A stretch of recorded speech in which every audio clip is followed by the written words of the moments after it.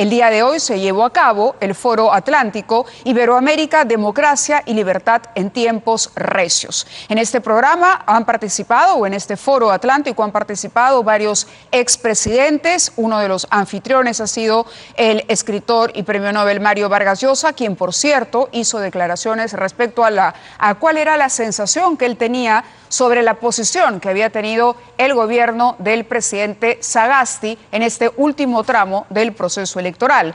Este programa conversó con Álvaro Vargas Llosa hoy más temprano, y lo que vamos a compartir con ustedes de inmediato es la entrevista que sostuvimos con el también periodista y escritor. Cuéntanos, por favor, un poco cuál ha sido el tenor y las conclusiones a las que se ha arribado el día de hoy durante este evento que ha convocado a tantas personalidades. Lo que queríamos era pasar revista a la situación de la libertad, tanto en América Latina como en la propia España y también en otros países, y reunimos para eso, como de costumbre, pero quizá en este caso aún más, a una serie de personalidades políticas, así que espero que las cosas hayan funcionado bien. No son buenos tiempos para la causa de la libertad, Mávila. En muchos países esa causa está sometida a pruebas tremendas. El nuestro es uno de ellos. Tuvimos un segmento significativo sobre el Perú también, por supuesto. Bajo esa lógica, ¿cuál ha sido la reflexión en torno al caso peruano? ¿Cómo no? Mira, Mávila, nosotros en la Fundación compartimos con, yo diría que algunos millones de peruanos, muchas dudas con respecto al resultado. No te diría certezas con respecto a un fraude electoral. Te diría que los elementos que se han ido acumulando en las últimas semanas constituyen, digamos, algo que suscita en nosotros suficientes dudas como para pedir que haya un escrutinio, y en el caso de escrutinio no me refiero a recuento de votos solamente, sino una vigilancia del proceso mismo mucho mayor de la que se está dando. En vista de que esta desconfianza que compartimos nosotros con muchos peruanos va creciendo con el tiempo, y en vista de que las entidades que están actuando en el Perú también despiertan dudas, creemos que las circunstancias están dadas para que haya una vigilancia internacional de lo que está ocurriendo. Y la manera de hacer eso pacíficamente, democráticamente, ajustada al derecho, tanto nacional como internacional, es que la OEA intervenga a través de una auditoría. Entiendo perfectamente bien que hay mucha gente que la rechaza, entiendo bien que el propio gobierno se opone a ella, pero cuando un país pasa por una situación como la que pasa el Perú, en la que la mitad del electorado desconfía del resultado y las entidades encargadas de procesar todo esto y tomar una decisión suscitan desconfianza, a veces es mucho mejor para las propias autoridades políticas del país apelar a la ayuda internacional, precisamente para que todo el mundo esté satisfecho con la limpieza del resultado, no con el resultado porque los perdedores siempre estarán insatisfechos, pero con la limpieza del resultado.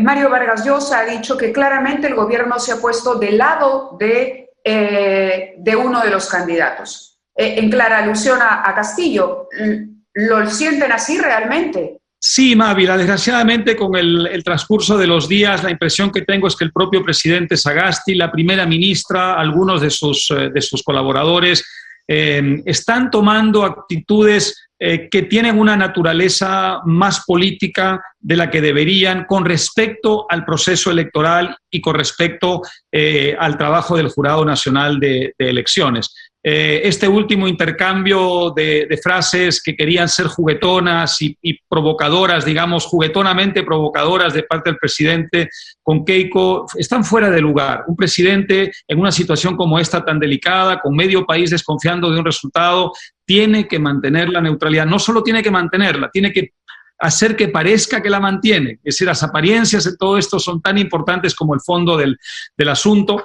Y por otro lado, Mávila, justamente en la medida en que él suscita desconfianza, su gobierno suscita desconfianza, lo que ocurre en el Jurado Nacional de Elecciones suscita desconfianza, entonces muchos peruanos nos vemos ante un interrogante tremendo, y es, bueno, ¿quién viene a garantizarnos entonces la limpieza del resultado definitivo? Por eso es que creemos que ha llegado la hora de que haya una intervención del organismo internacional que está, en cierta forma, no solo facultado, sino mandatado para actuar en circunstancias como estas, independientemente de que por razones protocolares tiene que ser la autoridad peruana quien lo solicite. Exacto, a eso iba, porque precisamente lo que ha dicho el presidente Sagasti en su defensa para decir yo no tengo por qué intervenir o no me corresponde intervenir es a apelar a la neutralidad que debe guardar el gobierno.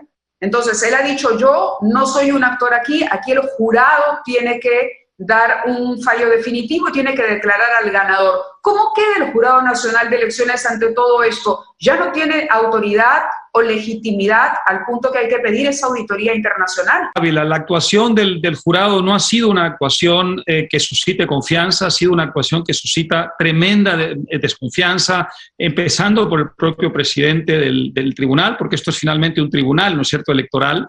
Y no solamente eso, sino que la decisión, en primer lugar, de establecer unas limitaciones a la aceptación de las solicitudes de nulidad y de las impugnaciones en general, y luego de rechazarlas a través de los jurados especiales con esa rapidez y esa superficialidad, y algunas de las declaraciones que se han escuchado rodean todo este proceso, repito, de unos visos de parcialidad que no son los apropiados y mucho menos en unas circunstancias tan delicadas, casi podría decirse explosivamente delicadas como estas. Yo me pongo en los zapatos del presidente Sagasti. Yo entiendo perfectamente bien que él quisiera de una vez que termine todo esto y poder marcharse a su casa, dejar el gobierno, que haya un sucesor y digamos, no tener que cargar sobre los hombros con este fardo tan pesado, pero es lo que le ha tocado y él es presidente por algo.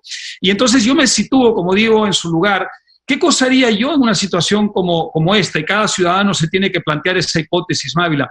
Yo quisiera irme a mi casa el 28 de julio sabiendo que la ciudadanía en su inmensa mayoría, nunca contentaría a todos, pero que en su inmensa mayoría, ganadores y perdedores, confían en la seriedad y veracidad del resultado, independientemente de que estén satisfechos o insatisfechos con el resultado final. ¿Y cómo logro eso en este escenario? En este escenario donde la autoridad mandatada para ello, que es el Jurado Nacional de Elecciones, se ha vuelto ella misma fruto de la situación que vivimos y de su propio accionar, fuente de desconfianza.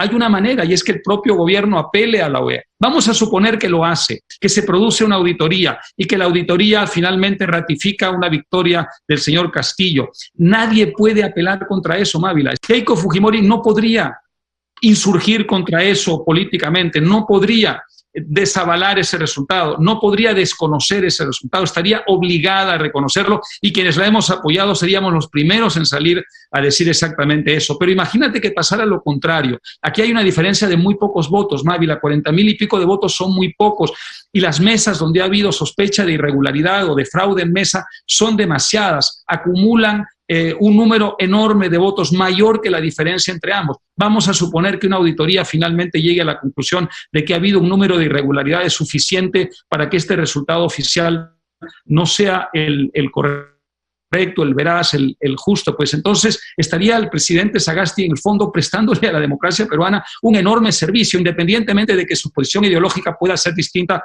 de la que representa Keiko Fujimori. ¿Es su lectura que su posición ideológica le inclina más, digamos, al lado de un candidato que de otro, en este caso Castillo? Creo que él es un hombre de centro-izquierda y centro-izquierda moderada y democrática. Hay gente de centro-izquierda que se ha comprado la causa de Castillo, que creen que Castillo se va a volver un hombre moderado en el poder, probablemente él es uno de ellos, y entonces claramente tiene una simpatía por esa posición, por que representa Keiko Fujimori. Yo estoy en total desacuerdo con esa posición. El señor Castillo, cada vez que abre la boca, nos dice la verdad, y la verdad es que va a presentar el 28 de julio, la acaba de ratificar hace pocos días, un proyecto, más que un proyecto, es casi un mandato de asamblea constituyente, algo que ya sabemos que representa un acto de golpe de Estado. Es absolutamente inconstitucional e ilegal. Entonces yo me planteo, bueno, ¿qué pasa en esa situación, Mávila? Habrá un Congreso aparentemente de oposición. Digo aparentemente porque nunca se sabe lo que puede pasar en el camino, pero aparentemente... ¿Vamos a suponer que el Congreso le va a decir que no a esa iniciativa presidencial? Yo digo eso. Bueno, ¿qué pasa si el señor Castillo se va a un juzgado o alguien en nombre de él o alguien desde la sociedad civil se va a un juzgado menor y logra que una jueza decida que el Congreso no tiene derecho actuar frente al señor Castillo. O vamos a suponer que el señor Castillo decida sacar a las masas a la calle, que cree un ambiente de mucha convulsión y que en ese escenario la oposición acuda al Tribunal Constitucional. ¿Podemos confiar plenamente en que el Tribunal Constitucional va a fallar en contra del señor Castillo? Yo no estoy tan seguro, Mávila, no estoy tan seguro. Estamos en un escenario en el que las simpatías políticas han pasado a prevalecer sobre el derecho y eso a mí me parece muy peligroso. A mí me ha preocupado muchísimo la decisión de esta jueza y te habla alguien que estaba en contra de la cuarta legislatura. A mí no me parecía correcto que se tomaran ciertas decisiones de esa trascendencia en este Congreso que está de salida. La elección del TC, ¿te refieres? Sí, y otras también, muchas otras, ¿no es cierto? Yo era de la opinión que había que esperar al próximo Congreso, pero el Congreso decidió eso, Mávila. Y una vez que decidió eso, es muy grave que desde el Poder Judicial una jueza le pueda decir al Congreso que no cumpla con su función, porque yo me pongo a pensar en lo que eso significa en términos de precedente. Si el día de mañana Castillo presenta su asamblea constituyente, que es absolutamente inconstitucional, ¿qué pasa si el Congreso le declara una guerra política, por decirlo en términos metafóricos? Pueden acudir a jueces que hagan exactamente lo mismo, que le den la razón al presidente y paralicen al Congreso. Yo creo que de acuerdo con este precedente eso puede ocurrir. A mí me parece muy delicado lo que ha pasado, ¿no? Así que hay que tener una vigilancia democrática frente a eso muy extrema y por eso creo que gente como el presidente, que tiene todo el derecho del mundo a tener la posición que tiene, debe pensar en todo eso antes que en las simpatías y antipatías políticas, porque está en juego la supervivencia de la democracia, Mávila, está en juego algo que es infinitamente más importante que las simpatías o antipatías políticas. La propia OEA o los observadores han dicho que no encontraron elementos y ese es también una de los argumentos, mejor dicho, que se esgrimen a propósito de las elecciones, ¿no? Lo ha dicho la Unión Europea, incluso se han recibido saludos del secretario de Estado norteamericano saludando, digamos, la limpieza y la transparencia de la elección. Por lo mismo te diría, ¿no sería contradictorio pedirle a la OEA que envió una misión de observadores, que sea ella la misma que audite el conteo de votos o las impugnaciones que se han presentado? Es una buena pregunta, Mávila, desde luego que sí, pero no hay muchas más opciones. Hay esa opción y tenemos que confiar en que en una situación como esa, la intervención personal del secretario general de la OEA sería muy significativa. Yo conozco mucho al secretario general, he tenido una relación con él desde mucho antes de este proceso, he conversado con él durante este proceso y yo confío en que en una situación extrema como esa, su intervención y la intervención de la alta jerarquía de la OEA prevalecería sobre lo que puede haber sido el informe preliminar, por cierto, Mávila, de la OEA. No es el definitivo todavía, ¿no? Ese informe, no digo que esté dictado por la mala fe, lo que digo es que es un informe muy preliminar y que además reposa sobre una evidencia que es insuficiente. Los observadores no se desplegaron por el Perú, no se desplegaron por las zonas que suscitan en estos momentos toda esta controversia, y en cierta forma es lógico que así fuera, porque ellos estaban más preocupados de ver si no había incidentes, de ver si no había, digamos, peligro de que las autoridades políticas cometieran un fraude, que es lo que suele ocurrir en los países. Estaban mucho menos atentos a la posibilidad de que en muchas mesas donde no había personeros de una candidata, los miembros del partido rival organizaran a la boliviana, porque este es el método que se utiliza en Bolivia. Cada país del socialismo del siglo XXI tiene su método, es distinto el de Venezuela al de Bolivia, en este caso se ha empleado el método de Bolivia. Digo, no estaban ellos atentos a lo que podía estar pasando en muchas de esas mesas. Entonces, yo entiendo que ese informe está basado en elementos insuficientes. Una vez que si interviene la OEA para una auditoría de todo el proceso, evidentemente estamos hablando de que este proceso se ampliaría mucho en cuanto a la evidencia que tendrían en sus manos los observadores de la OEA para formarse una opinión definitiva. ¿Eso significa que podríamos afirmar que existe la posibilidad de que se haya cometido un fraude electoral en el Perú? No tengo la certeza. Es la única manera de tener la certeza es que haya alguna intervención de una entidad que tenga total y plena credibilidad. El Jurado Nacional de Elecciones la está perdiendo, lamentablemente, ¿no? Yo lo que sé es esto, lo que saben muchos ciudadanos. Hay muchas mesas donde claramente han ocurrido cosas muy extrañas. Hay mesas donde las actas reflejan una votación que es incoherente con lo que ocurrió en la primera vuelta. Hay actas donde hay firmas que están falsificadas.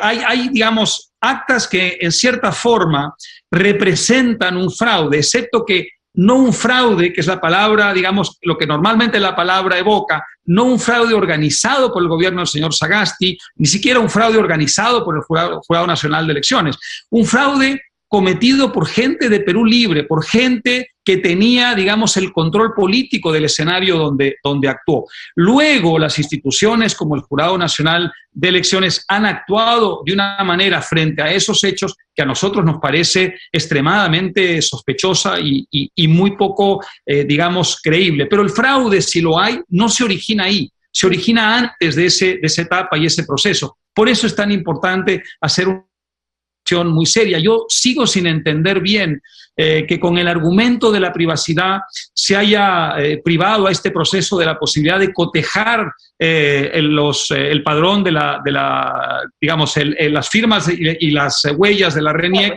con las del padrón. Claro, lo que se pedía de mostrar el padrón. Ahora, me preocupa mucho lo que dices respecto a que si esta auditoría no se produce, en el futuro pudiese presentarse una medida ante un juzgado o un reclamo al Tribunal Constitucional y que eso tampoco te inspire confianza. Es decir, que la palabra del Tribunal Constitucional, que en este momento está en funciones, mañana más tarde no pueda dirimir y no pueda preservar el Estado y la democracia en el Perú, que no sea una garantía para ello. Eso es lo que me preocupa como cuadro a futuro. Es decir, sin esa auditoría es tan grave el escenario que los peruanos no podríamos resolver democráticamente esto. Claro que hay ese riesgo, por supuesto que lo hay, ¿no? Una vez que está instalado el señor Castillo en el poder y Perú Libre pasa a ocupar el Estado, evidentemente su capacidad de influir en las instituciones va a crecer considerablemente y sobre todo teniendo en cuenta que en alguna de estas instituciones hay unos prejuicios políticos frente a la candidata que en ese escenario habrá sido, digamos, designada como la perdedora. Es decir, en una situación en la que el señor Castillo trate de desbordar el marco democrático, trate de dar un golpe de Estado por la vía que se ha utilizado en tantos países de América Latina.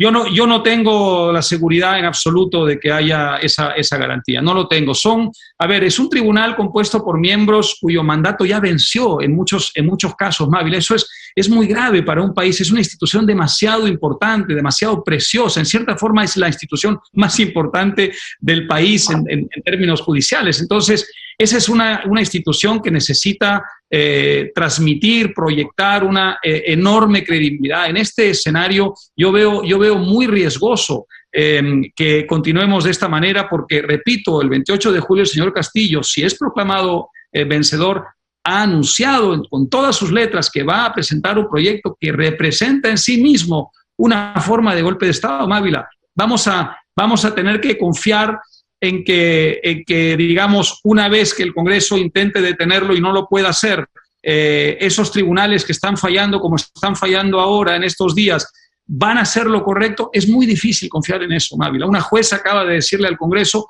ustedes no pueden seguir con su labor, no pueden elegir a los nuevos miembros del tribunal, independientemente de que, como te digo, esa cuarta legislatura es políticamente muy, muy opinable y en mi caso yo estaba en contra, ¿no? Pero es muy delicado que desde los tribunales se pueda abolir la separación de poderes de esa manera. Si eso pasa ahora, puede pasar el día de mañana en el poder y no habrá manera de detener el proyecto del señor Castillo una vez que el constituyente está, el Estado de Derecho voló por los aires, Mávila, además de que la concentración de poder político que va a tener esa asamblea, es decir, que va a tener el verdadero dueño de esa asamblea, que será el señor Castillo, hará de la democracia una caricatura.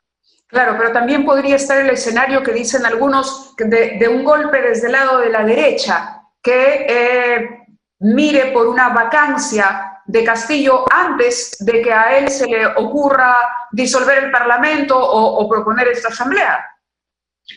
Nadie avalaría eso, Mávila, salvo un pequeño grupo extremista. La sociedad peruana no avalaría semejante cosa, ¿no? Eso solamente puede ocurrir, y ya no se llamaría golpe, si es que él intenta, digamos, incumplir las leyes de la democracia, desbordar el marco democrático. Por eso, al presentar o al tener algún tipo de actitud antidemocrática, el Congreso sí podría someterlo a un proceso de vacancia. Pero ¿cómo no, Mávila? En cierta forma está obligado a hacerlo. Si yo soy congresista y un presidente me está proponiendo un golpe de Estado desde la presidencia, está violando la Constitución que ha jurado preservar y hacer preservar, yo estoy obligado yo lo entiendo, pero me refiero a que Castillo no es consciente de que eso puede ocurrir si es que él se salta la Constitución y no la respeta. No lo sé, Mávila, pero el ejemplo de los países vecinos donde esto ha ocurrido es demasiado clamoroso como para que nosotros nos confiemos en, digamos, que el Espíritu Santo lo va súbitamente a iluminar, ¿no es cierto? Él ha propuesto al Perú durante la campaña electoral un proyecto que es golpista y luego lo ha ratificado muchas semanas después. Hace pocos días ha vuelto a decirlo con mucha claridad. No solamente sus colaboradores, el señor Cerrón, Perú Libre, muchos de los congresistas que han sido electos, él personalmente, Mávila, la persona que está intentando ser proclamada presidente, lo ha dicho con todas sus letras. Y yo le creo, yo le tomo la palabra cuando él dice eso. Es demasiado grave esto, porque lo que está proponiendo una persona que se dice haber sido ya electa, él ya se ha autoproclamado, es que la Constitución pasa a ser un valor menos importante que su proyecto político. Esto es gravísimo. El caso de la señora Fujimori, ¿no? El caso legal de la señora Fujimori continúa, el día de hoy se han producido allanamientos. ¿Tú dirías que hay una relación entre ambas cosas, lo que Keiko Fujimori representa en tanto candidata política y las acciones que viene tomando la justicia?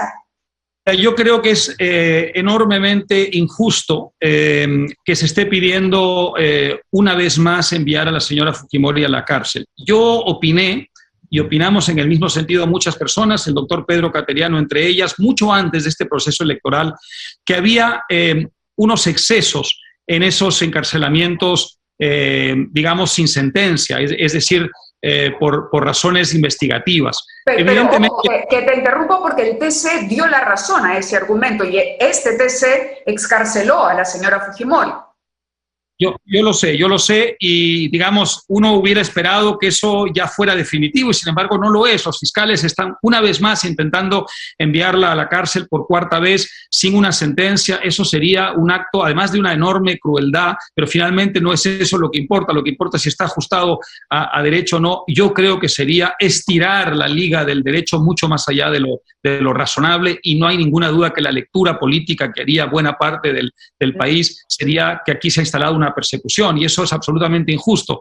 Que ella sea la hija de un ex dictador, que ella se llame Fujimori, que ella haya cometido graves errores en los últimos años por los que ha tenido que pedir perdón, no justifica un ensañamiento de esta naturaleza. A mí me parece que esto es absolutamente injusto y que no hay razones de derecho que justifique semejante cosa. Ella ha sido investigada a lo largo de más de un año y varios meses en que estuvo presa. Uno debe suponer que se han reunido los elementos que querían reunir y luego tendrá que haber un juicio. Pero lo que no puede ocurrir es que en medio de este proceso político de pronto se pida un cuarto encarcelamiento para la señora Fujimori. A mí me parece injusto, me pareció injusto mucho antes de este proceso, cuando yo militaba en el antifujimorismo, por decirlo así, me sigue pareciendo hoy día absolutamente injusto.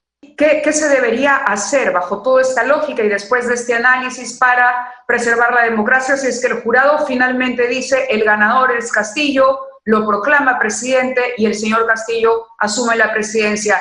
Desconocer esa autoridad en la presidencia de Castillo, luego de todas estas dudas de las que hemos hablado, se producen en un sector de la población respecto a la transparencia. Mira, hasta el último momento presionar en favor de esa auditoría, Mávila, hasta el último momento en que eso sea posible. Pero si eso termina que no se va a producir, el presidente difícilmente dará su brazo a torcer. En política mucha gente difícilmente da su brazo a torcer hasta que finalmente da su brazo a torcer. Por la vía pacífica, legal y democrática hay que insistir hasta el último momento. Por cierto, quisiera, Mávila, me parece justo hacerlo, celebrar que las manifestaciones que ha convocado gente cercana a Keiko Fujimori, en las que ella ha participado, han sido todas pacíficas. En ningún momento hemos escuchado apelar a la violencia. Yo no la he escuchado nunca ella apelar a la violencia y tampoco invocar un golpe de Estado. De manera que es muy importante decir, a mí me parece justo decir que esas manifestaciones han sido el ejercicio legítimo del derecho ciudadano a manifestarse, ¿no? Hay que tratar hasta el último momento de que este proceso cuente con la legitimidad del caso. Eso significa que de no producirse la auditoría, ¿sería un gobierno, el de Castillo, ilegítimo o que estaríamos los peruanos en derecho, un sector de los peruanos, en derecho de desconocer? Mira, es muy delicado entrar en ese terreno, Mávila, porque parecería que uno está pidiendo un golpe de Estado, ¿no es cierto? Y nada más alejado de mi voluntad y de millones de peruanos, de la voluntad de millones de peruanos, que pedir un golpe de Estado. Al contrario, yo he dedicado gran parte de mi vida, las últimas décadas, en todas las instancias posibles, a oponerme a los golpes de Estado, pero no solo a los de derecha, también a los de izquierda. Me gustaría que la izquierda peruana entendiera la importancia de eso. A mí me gustaría ver a la izquierda peruana tomar la primera fila en el combate contra el riesgo de que la izquierda instale una dictadura en el Perú. Es quizá la mayor responsabilidad que tiene la izquierda, así como nos correspondía a muchos liberales oponernos al régimen de los años 90, incluso antes que a sus adversarios de izquierda, nos correspondía a muchos liberales. Hoy día corresponde a mucha gente de izquierda democrática y socialista oponerse a lo que el señor Castillo está tratando de hacer, y yo no veo a casi nadie en ese terreno hacer eso. Yo lo lamento muchísimo. Así que, pero para responder de manera definitiva a tu pregunta, es muy delicado decir eso, porque no hay que abrir las puertas a un golpe de Estado, pero claro, la resistencia... Lo digo porque ya hay voceros, la señora Beteta, que fue congresista y que hoy es una de las asesoras de la nueva bancada del fujimorismo, ha dicho, por ejemplo, que para ella la presidencia del señor Castillo se podría desconocer, que ella desconocería esa autoridad en caso de proclamarse sin la auditoría internacional que se está exigiendo. Yo lo diría de esta manera, Mávila. Yo lo que diría es que en ese escenario hipotético yo tengo la esperanza de que no ocurra, porque precisamente habrá mucha gente como ella que tendrá esa actitud, y habrá otra que sin tener esa actitud desconfiará de la legitimidad del próximo. Como base para un gobierno es muy malo en cualquier caso, pero yo lo diría de otra forma. Yo lo que diría es que en ese escenario lo que tiene que ocurrir, bueno, tienen que ocurrir varias cosas. La primera, Mávila, es que hay unida en el Parlamento. Es absolutamente fundamental que haya una oposición, un bloque opositor mayoritario y unido. Segundo, que ese bloque, precisamente por serlo, tenga la facultad de detener cualquier proyecto antidemocrático que pueda presentar el señor Castillo o eventualmente alguien en su nombre, y que en la medida en que él insista en ese proyecto se utilice todos los mecanismos pacíficos de la democracia y del derecho para resistir, incluyendo la utilización de la calle, por supuesto, que ha utilizado mucha gente en el Perú en las últimas décadas en momentos críticos de manera exitosa, y aquí se justificaría plenamente hacer eso mismo, ¿no? De acuerdo. Muchísimas gracias, Álvaro, por esta conversación.